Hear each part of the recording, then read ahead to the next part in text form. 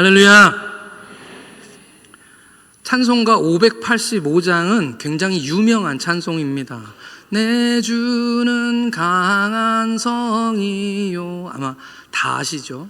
이 찬송은 종교개혁자 마틴 루터가 지은 찬송으로 유명하고요. 너무너무 좋은 찬송인데 이 찬송을 부를 때에는 유의사항이 있습니다. 뭐냐 하면 가끔 예배 때 시간이 촉박하고 이러면 1절만 부르겠습니다 이렇게 하는데, 이 찬양은 1절만 부르면 절대 안 되는 노래입니다. 왜 그런지 아시나요? 내 주는 강한 성이요 방패와 병기 되시니 큰 환난에서 우리를 구하여 내시리로다.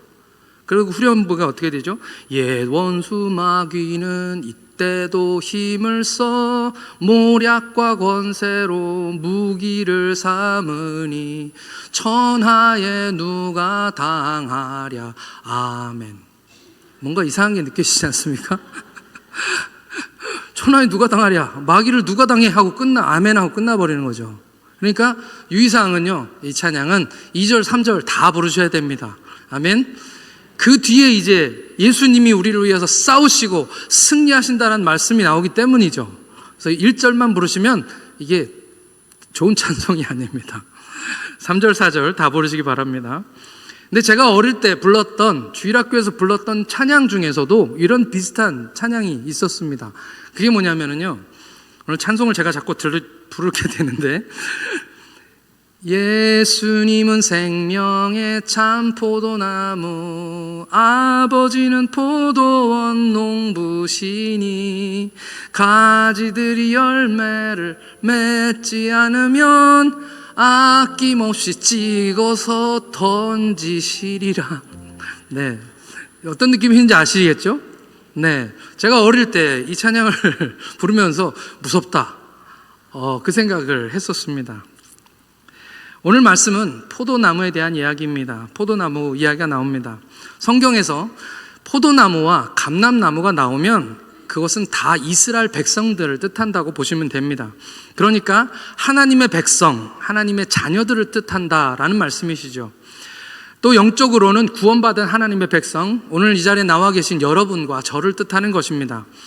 시편 52편 8절 말씀 우리 다 같이 함께 읽겠습니다. 시편 52편 8절입니다. 시작. 그러나 나는 하나님의 집에 있는 푸른 감람나무 같으며 하나님의 인자하심을 영원히 의지하리로다. 아멘. 오늘 뭐라고 말씀하십니까? 나는 하나님의 집에 있는 그냥 감람나무가 아니라 푸른 감람나무. 여러분들이 그렇다는 것입니다. 우리 옆에 분들에게 서로 축복하겠습니다. 당신은 하나님의 집에 있는 푸른 감람나무입니다. 우리 서로 축복하겠습니다. 푸른 감람나무. 네. 하나님의 인자하심을 영원히 의지하시기를 축복합니다. 네. 오늘 말씀 요한복음 15장 5절 말씀도 함께 같이 읽겠습니다. 오늘 본문 말씀 요한복음 15장 5절입니다. 시작. 나는 포도나무요 너희는 가지라. 그가 내 안에 내가 그 안에 거하면 사람이 열매를 많이 맺나니 나를 떠나서는 너희가 아무것도 할 수 없음이라. 아멘. 오늘 감람나무, 여러분들이 하나님의 집에 있는 푸른 감람나무라고 하나님께서 말씀하시는데요, 오늘은 포도나무가 나옵니다. 이 포도나무와 감람나무는 사실 같은 뜻으로 성경에서는 사용되고 있습니다. 감람나무가 나오던 포도나무가 나오던 다 바로 이스라엘 백성들, 우리 하나님의 자녀들을 의미한다고 보시면 됩니다. 하나님의 백성, 이스라엘을 상징하는 것이죠. 하나님이 다스리시는 나라, 하나님의 백성을 의미하는 것입니다. 지금으로 말하면 우리 모두 하나님의 백성, 하나님의 자녀를 말한다고 할 수 있을 것입니다. 이사야서에도 이 포도나무가 나옵니다. 정확히 말하면 포도나무, 포도원이 나옵니다. 이스라엘 백성은 하나님이 심으신 포도나무고 포도원이라고 말씀하는 것이죠. 이사야의 말씀에는 하나님께서 이 포도나무를 심으셨다라고 말씀하십니다. 우리 이사야서 5장 1절에서 2절 말씀도 함께 읽겠습니다. 우리 자세히 마음으로 생각하시면서 한번 읽겠습니다. 5장 1절 시작. 나는 내가 사랑하는 자를 위하여 노래하되 내가 사랑하는 자의 포도원을 노래하리라. 내가 사랑하는 자에게 포도원이 있으며 심히 기름진 산에로다. 땅을 파서 돌을 제하고 극상품 포도나무를 심었도다. 그 중에 망대를 세웠고 또 그 안에 술틀을 팠도다. 좋은 포도를 맺기를 바랬더니 들포도가 맺었도다. 오늘 이사야 말씀은 하나님께서 이 포도를 직접 심으셨다라는 말씀입니다. 할렐루야. 저와 여러분은 하나님께서 심으신 포도나무인 줄 믿습니다. 하나님께서 심으신 감람나무고 하나님께서 심으신 포도나무라고 오늘 우리에게 말씀하시는 것이죠. 근데 문제가 있습니다. 문제는요, 오늘 말씀에서 이 포도나무, 그냥 포도나무를 심은 것이 아니라 극상품의 포도나무를 심었다는 것입니다. 어떤 곡식이든 어떤 작물이든 품종이 굉장히 중요하죠. 우리 하나님께서 여러분들을 심으실 때 극상품, 가장 좋은 품종으로 심었다고 말씀하시는 것입니다. 할렐루야. 나는 극상품이다. 그것이 하나님께서 우리에게 주시는 말씀입니다. 그런데 문제는 뭐냐 하면 극상품 포도나무를 심었는데 뭐가 났다고 말씀하십니까? 들포도가 났다라는 것입니다. 저는 들포도가 뭔지 잘 모르겠습니다. 본 적이 없거든요. 근데 제가 옛날에 강화도에 살았던 적이 있습니다. 그 강화도 제 뒷산에 넓은 땅이 있었는데 거기에 배밭이 있었습니다.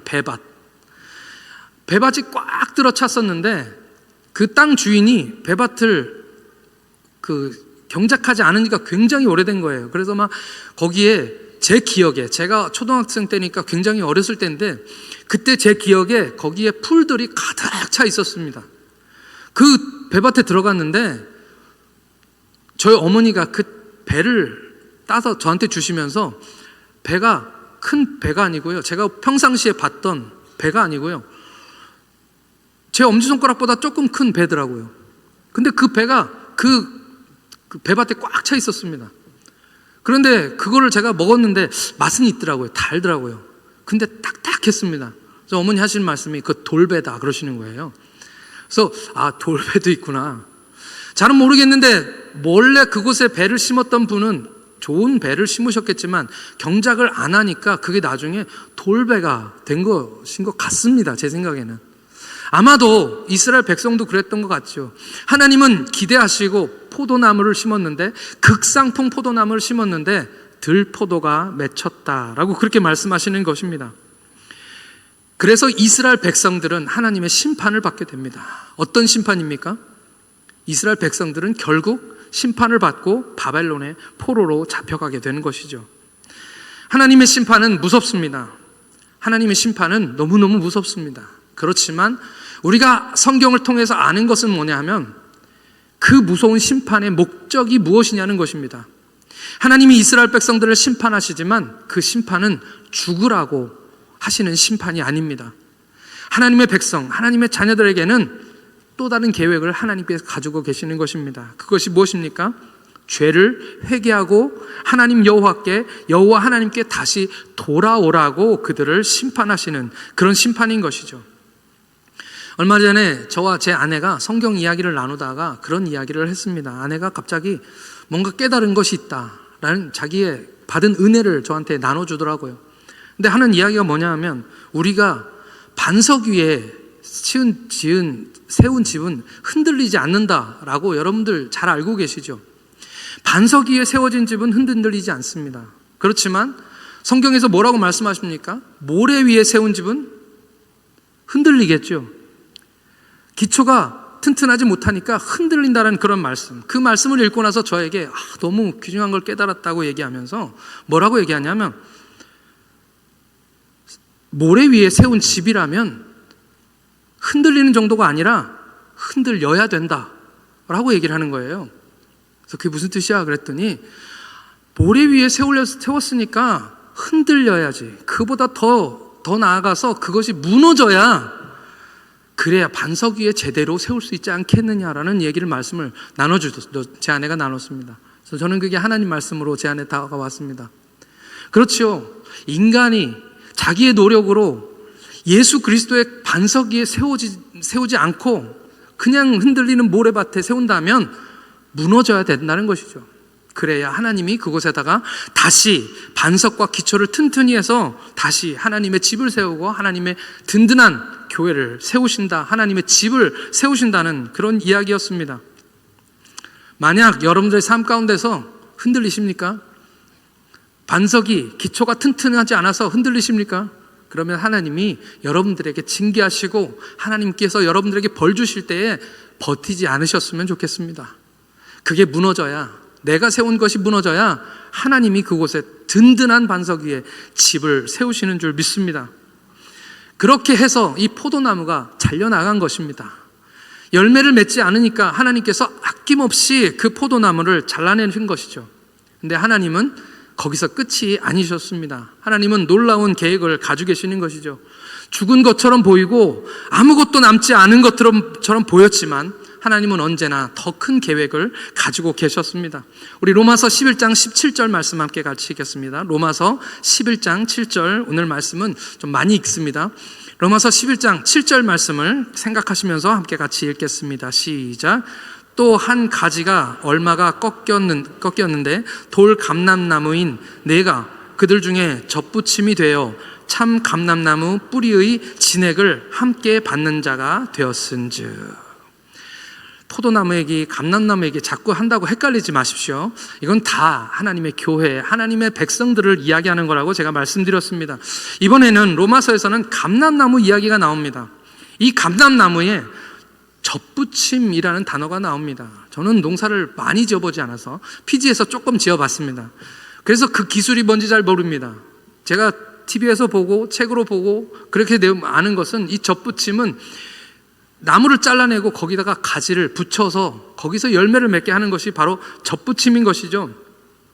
이 말씀의 원래의 뜻, 로마서가 쓰고 있는 원래의 뜻은 이방인들이 이제는 참 감람나무인 예수님께 젖붙임바 되어서, 원래는 돌감나무를 맺어야 하는 그 이방인들이 이제는 참 감람나무이신 예수님께 젖붙임바 되어서 참 가지, 참 열매를 맺는다라는 그런 말씀인 것이죠. 이 참 감람나무가 뿌리로부터 진액과 영양을 공급받아서 하나님의 열매를 맺게 하신다라는 하나님 말씀인 것입니다. 그러니까 무슨 말입니까? 유대인이나 이방인이나 하나님의 자녀들이 열매를 맺지 못하면 아낌없이 찍어서 던지시는데요, 그것이 끝이 아니라 하나님은 계획을 가지고 계신다는 뜻입니다. 하나님께서는 그 찍혀져서 나간 것을 제하고 불에 던지시지만 오늘 거기에다가 우리를, 이방인인 저와 여러분들을 젖붙임하게 하셔서 하나님의 더 큰 계획을 이루실 거다라는 그런 말씀인 것이죠. 오늘 요한복음 5장 1절 말씀 같이 함께 읽겠습니다. 요한복음 5장 1절입니다. 오늘 본문 말씀 요한복음 5장 1절 말씀, 아주 짧은 말씀입니다. 시작. 나는 참 포도나무요 내 아버지는 농부라. 아멘. 이 말씀을 읽을 때마다 마음이 참 따뜻해집니다. 나는 참 포도나무요 내 아버지는 농부라. 근데 여기에는 그냥 포도나무가 아니고요, 이 말씀에는 참이라는 단어가 붙어 있습니다. 참. 그냥 포도나무가 아니라 참 포도나무라는 것입니다. 이 참이라는 말은 원어로는 진짜라는 뜻입니다. 그리고 원래, 본래의 그런 뜻이 있습니다. 그러니까 뭐냐면 원줄기라는 뜻이죠. 이 말이 무엇입니까? 돌감람나무, 들포도 같은 저희들이 참 감람나무, 참 포도나무가 되신 우리 예수님께 젖붙임 되어야 한다라는 그런 말인 줄 믿습니다. 오늘 포도나무가 열매를 맺기 위한 주님의 말씀 3가지만 여러분들에게 말씀을 드리겠습니다. 함께 따라하겠습니다. 붙어 있어라. 붙어 있어라. 붙어 있는 것이 가지의 최대의 사명입니다. 할렐루야.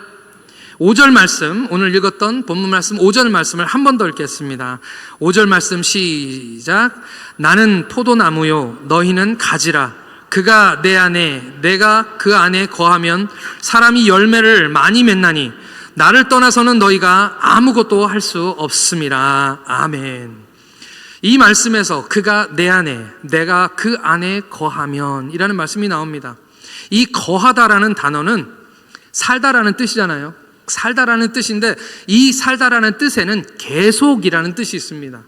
그러니까 어디 멀리 있다가 와서 딱 사는 그런 뜻이 아니고요, 원래 거기 있었는데 계속해서 쭉 사는 것을 의미하는 것입니다. 계속해서 거하라, 그러는 말씀인 것이죠. 그것이 바로 우리 주님 안에 거하는 것입니다. 우리 주님 안에 거한다라는 말은 오늘 말씀에 보니까 내가 주 안에, 주가 내 안에, 이게 같은 뜻이라는 말씀입니다. 내가 주님 안에 거한다는 뜻은 주님이 내 안에 거하신다라는 그런 말씀입니다. 여러분, 주님이 여러분 안에 계십니까? 주님이 여러분 안에 계십니까? 아멘. 주일학교 교육만 잘 받았어도 이게 다 아는 내용입니다.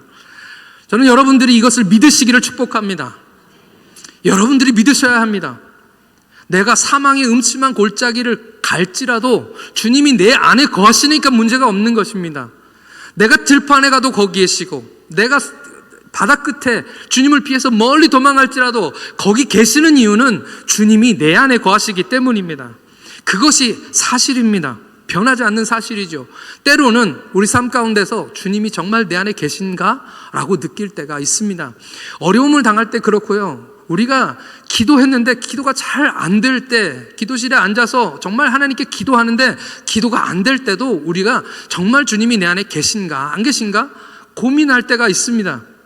어떨 때는 내가 죄 가운데 거할 때 하나님으로부터 조금만 멀어지면 점점점 멀어지거든요. 주일에 한 번 빠지고 두 번 빠지고 이게 별거 아닌 것 같은데요. 그렇게 해서 조금씩 주님과 멀어지고 나면 우리 마음속에 무슨 생각이 드냐면요, 내가 이렇게 죄를 짓는데 하나님이 내 안에 거하실까? 라는 의문이 생기고 그런 걱정이 생기는 것이죠. 그런데 제가 사실을 말씀드립니다. 사실 주님은 절대 떠나시지 않는 분입니다. 할렐루야. 우리가 주님을 떠나려고 노력해도 주님은 내 안에서 떠나시지 않는다는 것이죠. 주님은 한번 우리 가운데 오시면 그냥 계속 계시는 분이 주님이십니다. 우리가 잘못된 생각이 뭐냐면요, 우리가 어릴 때부터 들어왔던 우리 한국의 문화, 이 귀신 문화, 무당신앙, 이런 것들이 아직도 우리에게 개념적으로 남아있는 거예요. 그래서 무슨 무당이 신내림 받아가지고 굿하듯이 신이 그에게 막 임해가지고 굿하다가 예언도 하고 막 이러다가 또 끝나고 나면 떠나가니까, 이런 개념이 아직도 우리의 깊은 곳에 남아있기 때문에 자꾸만 하나님이 내 안에 안 계신 것처럼, 내가 떠나는 것처럼 그렇게 느끼는 것 뿐입니다. 그러나 성경에서 이야기하고 있는 것은 사실입니다. 진실입니다. 성경에서 내가 너를 버리지 아니하고 내가 너를 떠나지 아니하겠다 말씀하셨고요, 우리가 죄를 범할지라도 하나님이 한번 우리 안에 거하시면 절대 떠나시지 않는 분이라고 우리에게 말씀하고 계시는 것이죠. 때로는 우리가 죄를 짓고 우리가 하나님 앞에 버티고 안 가고, 그리고 주님을 심지어는 원망하더라도 그분은 우리 안에서 계속해서 오래 참으시는 하나님이시고요, 그리고 우리 안에서 계속 살아계시는 하나님이신 줄 믿습니다. 만약 여러분들 마음속에 주님이 안 계신다고 느끼시면 아무도 없는 곳으로 가십시오. 그리고 거기서 한번 물어보세요. 하나님, 내 안에 계십니까? 안 계십니까? 주님, 나와 함께 하십니까? 안 하십니까? 조용한 곳에서 하나님께 물어보면 하나님께서 내가 한 번도 너희를 떠난 적이 없다라는 것을 여러분들에게 알려주실 줄 믿습니다. 그것이 기도의 시작인 것이죠. 요한계시록 3장 20절 말씀을 함께 같이 읽겠습니다. 요한계시록 3장 20절입니다. 함께 시작. 볼지어다 내가 문 밖에 서서 두드리노니 누구든지 내 음성을 듣고 문을 열면 내가 그에게로 들어가 그와 더불어 먹고 그는 나와 더불어 먹으리라. 아멘. 문만 열면 들어오시는 것이 주님이십니다. 할렐루야. 주님은 내가 한 번만 주님을 영접하면 내 안에 들어와서 계속 살고 싶은 것이 주님이시기 때문에 주님은 우리를 떠나지 않는다는 것이죠. 주님은 우리의 문을 두드리시고 우리 가운데 들어오시지만 손님으로 오시는 것이 아닙니다. 할렐루야. 주님은 문 두드리시고 우리가 열어드리지만 사실은 들어오실 때 원래 나는 주님의 것이었기 때문에 주님이 오시면 주님이 우리의 삶 가운데 주인이십니다. 우리와 함께 사시는 것이죠. 주님이 우리가 상 차려드리고 주님이 나로 더불어 먹으리라 이렇게 말씀하시니까 여러분들이 상 차려주시고 주님이 드시는 것처럼 착각하실 수 있습니다. 그런데요, 그렇지 않습니다. 성경에서는 뭐라고 말씀하십니까? 내 원수의 목전에서, 내 원수가 보는 앞에서 보란듯이 내게 상을 차려주시고 기름으로 내 머리에 바르셨으니 내 잔이 넘치나이다. 할렐루야. 우리 주님께서 여러분들을 상을 차려주시는 하나님이십니다. 우리 주님께서 오늘 아침에도 여러분들이 교회 오시기 이전에 미리 이곳에 오셔서 영적으로 차림을 차려놓으시고, 마치 저희 어머니가 명절에 다 먹지도 못하는 그 많은 음식들을 막 차려놓으시고 자녀들을 위해서 준비하시는 것처럼, 우리 주님은 여러분들을 먹이시기 위해서 이 예배 가운데 여러분들이 와서 먹고 충만하도록 하기 위해서 모든 것을 차려주시는 하나님이신 것이죠. 그러니까 사실 우리가 그 테이블에 앉는 하나님의 자녀인 것입니다. 주님 우리 안에 계십니다. 주님 안에 살아계십니다. 우리가 주님 안에 거하면 주님이 우리 안에 거하시는 것입니다. 가지는 떨어지지 않으려고 애쓰는 것이 아닙니다. 마지막 잎새는 떨어지지만 가지는 떨어지지 않습니다. 할렐루야. 주님께 붙어 있는 것이 복인 줄 믿습니다. 왜냐하면 가지가 줄기를 붙잡고 있는 것이 아니라 그 줄기가 오늘 우리 가지를 꼭 붙들고 있기 때문인 줄 믿습니다. 주님께 붙어 있는 것이 내게 복이다. 한번 따라하겠습니다. 주님께 붙어 있는 것이 내게 복이다. 아멘입니까? 새해에 주님께 붙어있는 복 많으시 받으시기를 축복합니다. 두 번째입니다. 두 번째, 오늘 말씀 요한복음 15장 2절에서 3절 말씀 같이 읽겠습니다. 요한복음 15장 2절로 3절 말씀입니다. 다 같이 시작. 무릇 내게 붙어있어 열매를 맺지 아니하는 가지는 아버지께서 그것을 제거해 버리시고, 무릇 열매를 맺는 가지는 더 열매를 맺게 하려 하여 그것을 깨끗하게 하시느니라. 너희는 내가 일러준 말로 이미 깨끗하여졌으니. 아멘. 두 번째는 뭘까요? 첫 번째는 붙어 있으라 입니다. 두 번째는 뭘까요? 말씀에 붙어 있으라. 따라합시다. 말씀에 붙어 있으라. 이 말씀은 제자들에게 한 이야기입니다. 제자들에게 너희는 이미 내가 한 말로 깨끗하여졌느니라. 하나님께서 열매를 맺게 하려고 가지들을 깨끗하게 하신다 하시면서 오늘 이 제자들에게 너희들은 이미 깨끗하여졌느니라 라고 말씀하시는 거죠. 이 제자들은 어떤 제자들입니까? 지금 요한복음 15장이니까 거의 끝부분이긴 하지만 이 제자들이 어떤 제자들인지 여러분들은 아마 잘 알고 계실 것입니다. 이 제자들이 깨끗한 사람들입니까? 이미 예수님은 깨끗해졌다고 말씀하시는데요. 그런데 우리가 아는 제자들은 예수님이 십자가에 달려 돌아가실 때, 고난 당하실 때에도 똑같은 제자들이었습니다. 어찌 보면 하나도 달라지지 않은 그런 제자들인 것이죠. 오순절날 성령이 임하고 난 다음에 제자들은 비로소 달라지기 시작했습니다.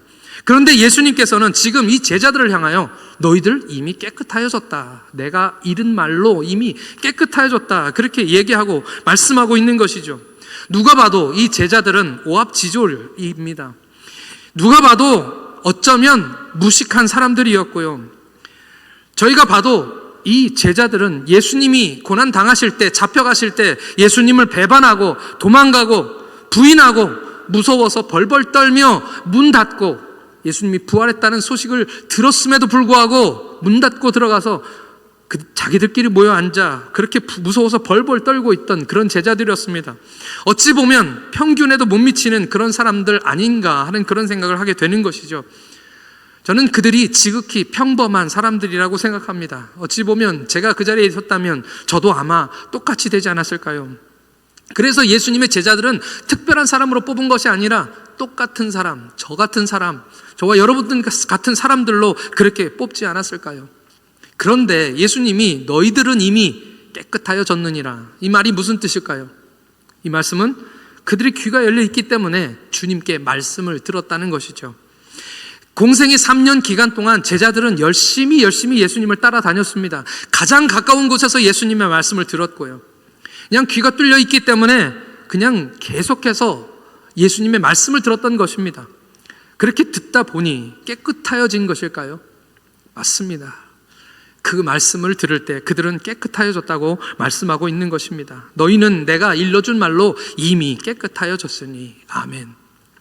교회 열심히 다니고 예배 때 말씀 듣고 설교 시간에 딴 생각하고 조는 것처럼 보이지만 이미 설교 시간이 15분이 지났기 때문에 지금부터 조시는 분들은 다 제 책임이라고 말씀들 하시는데, 네, 그럴지라도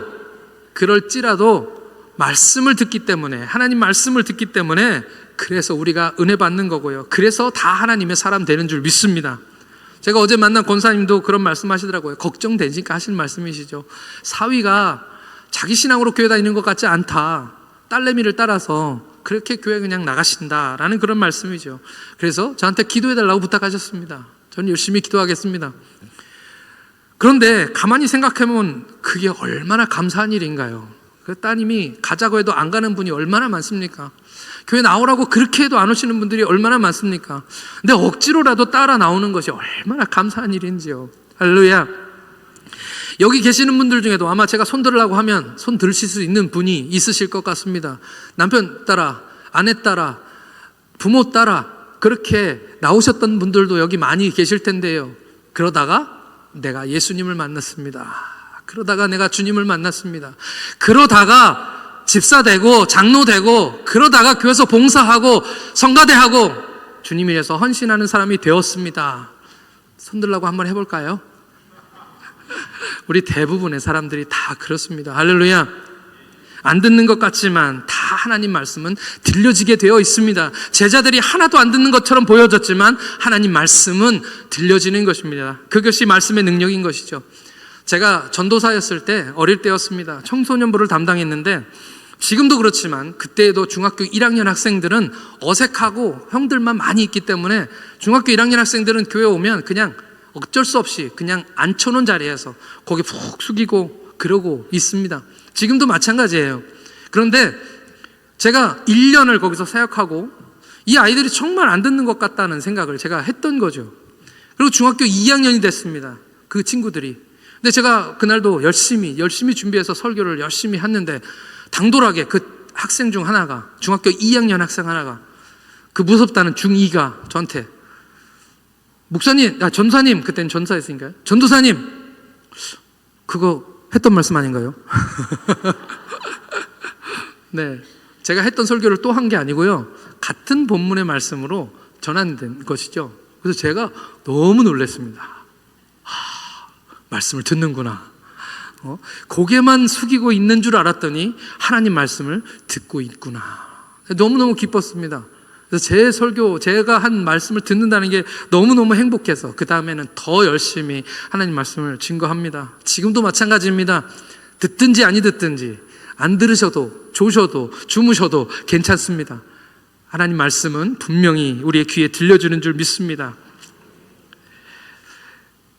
마가복음 4장 26절부터 29절 말씀 같이 읽겠습니다. 마가복음 4장 26절부터 29절 말씀 다 같이 시작. 또 이르되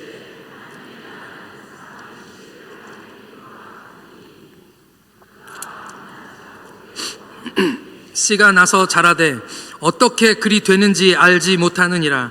땅이 스스로 열매를 맺되 처음에는 싹이요 다음에는 이삭이요 그 다음에는 이삭의 충실한 곡식이라.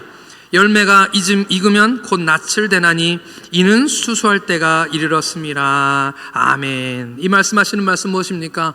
잘하는 거 우린 모른다. 잘하는 거 우린 모르지만 잘한다라는 말씀이시죠. 할렐루야. 씨가 이삭이 되고 싹이 되고 이삭이 되고 충실한 곡식으로 자라난다. 결국은 하나님께서 그것을 추셔하신다는 말씀인 것이죠. 주님 안에 거한다는 것은 말씀 안에 거한다는 뜻입니다. 제자들에게 뿌려진 그 말씀들이 열매가 되고 그 열매가 교회가 되고 그 교회가 복음을 널리 퍼뜨려서 오늘 이 대한민국까지 하나님의 말씀이 증거되고 이곳에서도 하나님의 나라가 세워지고 이곳에서도 교회들이 세워지고 이곳에서 그 포도나무가 자라게 된 것이죠. 그 열매가 바로 저와 여러분들인 것입니다. 할렐루야. 말씀 안에 거하시는 저와 여러분들 되시기를 축복합니다. 마지막입니다. 따라 하겠습니다. 사랑 안에 거하라. 사랑 안에 거하라.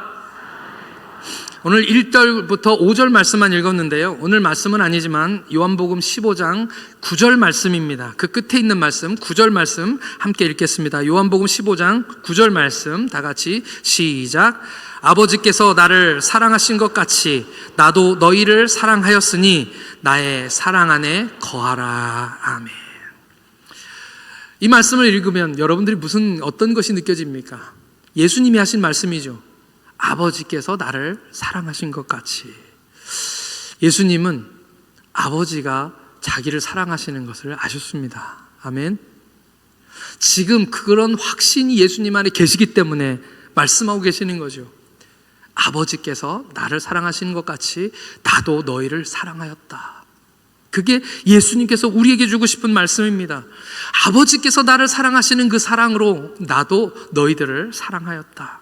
그러니까 아버지께서 사랑하신 것 같이 너희도 사랑하라. 그 사랑 안에 거하라 라고 말씀하시는 것입니다. 예수님은 여러분 사랑하십니다. 할렐루야. 예수님의 사랑은 이 세상에 우리가 알고 배우고 느끼고 있는 모든 사랑보다 더 큰 사랑입니다. 이 세상에 예수님이 주시는 사랑보다 더 큰 사랑은 없습니다. 그분은 지금도 사랑하시는 분이십니다. 그 사랑은 우리의 어떠함과 전혀 상관없는 사랑입니다. 하나님은 우리가 못나도 사랑하고, 우리가 못해도 사랑하고, 우리가 사랑 안 해도 사랑하고, 우리가 미워해도 사랑하는 사랑인 것이죠. 그게 바로 하나님의 사랑입니다. 오늘 말씀에서 저희가 사랑 안에 거하라 라고 말씀하시는데요, 그 사랑 안에 거하는 것은 무엇일까요? 이 사랑 안에 거하라 라는 말씀을 묵상할 때 제가 떠올랐던 것은 아기 품에 안겨있는, 아니 반대구나, 엄마 품에 안겨있는 아기입니다. 요즘 우리 교회 갓난아이가 참 많아서 좋습니다. 어디서나 아기들의 울음소리를 들 수 있다는 것이 참 축복인 것 같은데요, 이 아기들이 사랑이 뭔지 알까요? 사랑이 뭔지 알까요? 모를 것 같습니다. 명절 때 제가 우리 강 목사님이 아기를 자꾸 데려오시니까 교회에 우리 전도사님하고, 그래서 이 아기가 저는 너무 이뻐가지고 소혜가, 그래서 자주 안아주고, 자주 안아다 주다 보니까 얘가 제 얼굴을 알고 제 얼굴을 볼 때마다 좋아해요. 그러니까 더 이뻐하게 되지 않습니까? 근데 명절 때 못 봤어요. 그러니까 보고 싶은 겁니다. 근데 어제 소혜가 드디어 우리 사무실로 납치셨습니다.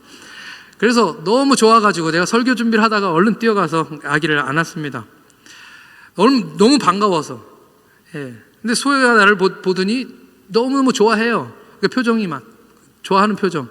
그걸 많이들 보셔가지고 소혜가 저를 좋아한다고 생각하시는데, 네, 정말 좋아하는 것 같습니다. 그래서 제가 안아주거든요. 근데 어제는 이게 너무 오랫동안 떨어져 있으니까 얘가 저를 좀 잊어버린 것 같습니다.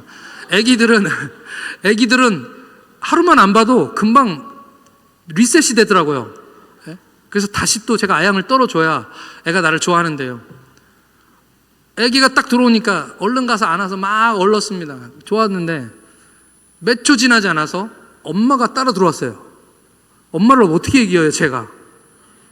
엄마가 들어오니까 갑자기 엄마 목소리가 들리니까 고개를 착 돌리더니 갑자기 막 몸부림을 치면서 이제 그쪽 가겠다고, 엄마한테 가겠다고. 갓난아기들이 대부분 다 저를 좋아합니다. 왜냐하면 아기들은 다 이렇게 눈이 시력이 좋지 않잖아요. 근데 제가 얼굴이 눈썹이 진해가지고, 그래서 다른 사람보다 잘 보인가 봐요. 그래서 아기들은 다 저를 좋아합니다. 근데 아기가 이제 점점 커서 피하 식별이 되기 시작한 다음부터 저를 안 좋아합니다. 전 그날이 올까봐 좀 두려운데, 어쨌든 제가 안고 있는데 애가 엄마한테 가고 싶어서 이제 막 몸부림을 치는 거죠. 그래서 얼른 줘버렸습니다. 엄마를 못 이기니까요. 엄마를 이길 수 있는 것은 없습니다. 제가 아이들을 3명 키울 때도 마찬가지였습니다. 이 엄마와 아이 사이에 이 관계 속에 아빠가 들어갈 공간이 없습니다. 그래서 맨날 억울하고 속상하고 맨날 나만 혼자 있는 것 같고 그런 생각들을 가졌었습니다. 엄마와 아이, 엄마 품에 안겨있는 이 아이만큼 행복한 아이는 없습니다. 왜냐하면 그게 바로, 아기는 엄마의 사랑을 뭔지 정의할 수도 없고 그 사랑이 뭔지도 알지 못하지만 엄마가 사랑한다라고 얘기해도 이 아이는 못 알아듣지만, 그럼에도 불구하고 그 아이는 엄마의 사랑 안에 거하고 있기 때문이죠. 그 안에 있기 때문에 행복하고 그 아이가 엄마를 그렇게 바라보게 되는 것입니다. 엄마 품에 안겨있는 엄마 심장 소리를 듣는 그 아기, 그 만족감, 그 행복, 저는 그것이 사랑 안에 거하는 것이라고 믿습니다. 배고파도 엄마, 졸려도 엄마, 어디 부딪혀도 엄마, 아파도 엄마, 열나도 엄마, 아파도 엄마, 다 그냥 무조건 엄마. 아빠는 참 서럽습니다. 세상에서 상처받고 어려움 당하고 외롭고 지치고 일이 마음대로 되지 않고 어떨 때는 정말 혼자 있는 것 같고, 지금 이제 저희 엄마는, 저희 어머니는 돌아가셔서 이제 제가 찾아갈 엄마 품이 없지만 언제나 돌아가도 나를 안아주고 나를 사랑해주는 그 품, 그게 바로 엄마의 사랑인 것이죠. 그게 바로 우리 하나님의 사랑이시고요. 우리 하나님은 여러분들에게 나의 사랑은 엄마의 사랑보다 더 크다 라고 말씀하시면서 내 사랑 안에 거하라 라고 말씀하여 주시는 것입니다. 언제나 이 세상이 다 나에게 손가락질을 하고 이 세상이 다 나를 거절해도, 아무도 힘들 때 내 곁에 남아있지 않아줘도 우리 하나님은 언제나 내가 찾아가면 나를 안아주시고 받아주시고 인정해주시고, 내가 사랑하니까 걱정하지 마, 내가 사랑하니까 걱정하지 마. 그것이 바로 하나님의 사랑인 것이죠. 내가 사랑하니까 그냥 너는 내 사랑 안에 그냥 계속 있어라 라고 말씀해 주시는 것입니다. 주님은 그냥 사랑하시는 것이 아니라 아픈 사랑으로 사랑하셨습니다. 십자가에 달려 고통당하시는 사랑으로 사랑하셨습니다. 나 같은 죄인이 뭐라고, 나 같은 죄인이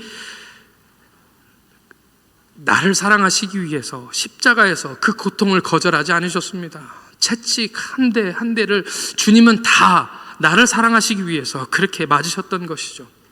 온 세상의 모든 죄와 온 세상의 모든 허물들을 다 담당하시려고 그 팔을 넓게 십자가에서 벌리시고, 어떤 죄인이라도 구원하시기 위해서 주님은 다 그 팔로 안아주시는 그 사랑이신 것입니다. 너희는 그 사랑 안에 거하라. 우리 주님 말씀하여 주십니다. 그것이 바로 주님의 사랑입니다. 아는 사람만 알고 모르는 사람은 절대 모르는 그 사랑입니다.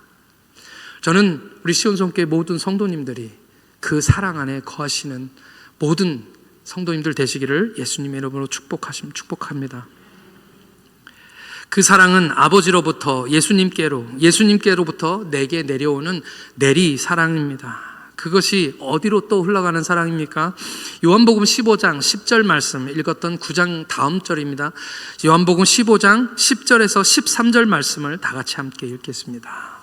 요한복음 15장 10절로 13절 말씀입니다. 시작. 내가 아버지의 계명을 지켜 그의 사랑 안에 거하는 것 같이 너희도 내 계명을 지키면 내 사랑 안에 거하리라. 내가 이것을 너희에게 이름은 내 기쁨이 너희 안에 있어 너희 기쁨을 충만하게 하려 함이라. 내 계명은 곧 내가 너희를 사랑한 것 같이 너희도 서로 사랑하라 하는 이것이라. 아멘. 이제 이 사랑은 하나님으로부터 예수님께로부터 저에게 흘러온 사랑입니다. 그 사랑은 이제 어디로 흘러가는 사랑이라고 말씀하십니까? 서로에게로 흘러가는 사랑입니다. 할렐루야. 사랑은 죄를 덮습니다. 사랑은 허다한 죄를 덮습니다. 주님은 우리의 죄를 완전히 덮으신 것처럼 주님의 사랑은 서로의 허물을 이제 덮게 하는 것이죠. 그래서 교회는 누구에게나 열려 있습니다. 교회는 누구에게 나가라고 하면 안 됩니다. 교회는 누구에게 오지 말라고 하면 안 됩니다. 어떠한 죄인이라도, 어떤 죄를 지은 사람일지라도 교회는 열려 있어야 되는 것이죠. 그게 교회입니다. 그렇지 않은 교회는 더 이상 교회가 아닌 것입니다. 이제 말씀을 마치려고 합니다. 열매를 맺기 위해서 오늘 말씀, 가지는 열매를 맺어야 된다고 말씀하시는데요, 열매는 무엇일까요? 당연히 전도 열매 맞습니다. 옥하는 목사님 설교를 제가 들었는데요, 그때 하신 말씀이 단순히 이 열매는 전도의 열매도 되지만 그리스도를 닮은 인격이라고 말씀하셨습니다. 그리스도를 닮은 인격, 그것이 바로 열매입니다. 성령의 열매를 우리는 잘 알고 있습니다. 사랑과 희락과 화평과 오래 참음과 자비와 양선과 충성과 온유, 절제, 이 모든 것들은 다 무엇입니까? 바로 우리의 인격입니다. 우리의 인격, 우리가 삶으로 맺어지는 열매인 것이죠. 이 열매를 맺을 때 오늘 우리 하나님은 뭐라고 말씀하십니까? 기쁨이 충만하다라고 말씀하십니다. 이 열매를 맺을 때 하나님이 좋아하시는 것입니다. 이 열매를 맺으면 하나님께 영광되는 것입니다. 그것이 또 하나님께서 맺어야 할 열매이죠. 이 열매는 하나님께 영광되는 열매입니다. 또 열매는 무엇입니까?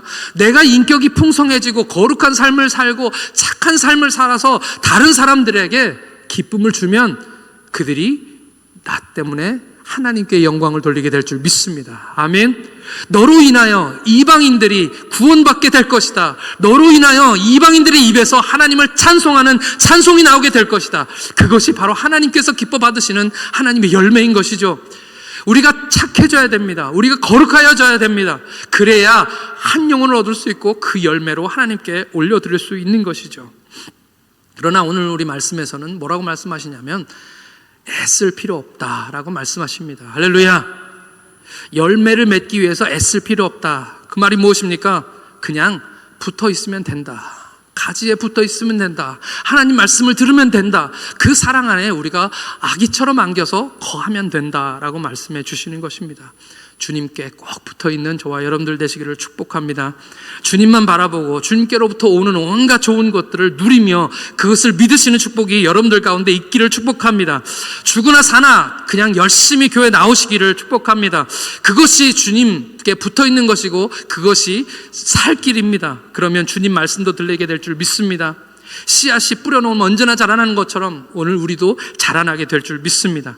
주님이 우리를 사랑하셨고 지금도 사랑하십니다. 그 사랑 안에 거하시는 여러분들 되시기를 축복합니다. 계속해서 하나님 말씀 안에 거하시는 여러분들 되시기를 축복합니다. 찬송 하나 할까요? 예수님은 생명의 참포도나무. 우리 가사를 생각하며 옛날 노래, 어린 노래지만 참 좋습니다. 예수님은